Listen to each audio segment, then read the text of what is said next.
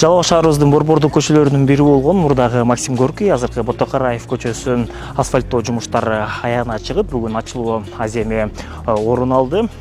Көчөнүн жалпы узундугу 920 метр, ал эми туурасы 13 метрге чейин кеңейтилди. Тротуарлар дагы салынып, жолдун эки жак бөлүгүнө темир бетон арык курлары дагы жаткырылды. Андан сырткары жарыктандыруу жумуштары дагы аткарылды.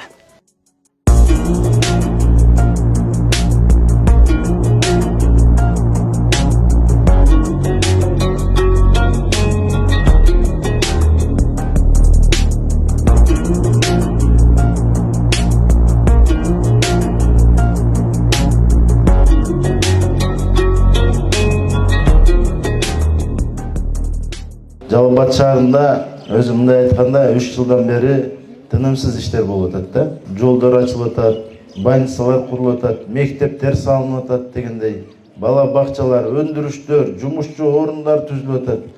Бюджетибиз көбөйүп атат, жаңы техникалар келип атат. Мунун бардыгы урматтуу Садыр Нуркожоевич менен урматтуу Камчыбек Кыдыршаевичтин мындай жүргүзүп аткан саясаттын негизинде ушундай иштер болуп атат. Мына ачыгын айтышыбыз керек. Мына Жалал Абад шаарында дагы бир кыйла сонун иштер болуп атат. Мунун баардыгы Жалал Абад шаарынын эли үчүн, шаардыктар үчүн жасалып атат. Мына өзүңөр билесиңер, мына мурунку Горький көчөсү абдан тар болчу, 7 метрлик ширинадагы жол эле, тротуар жок болчу, лоток жок болчу.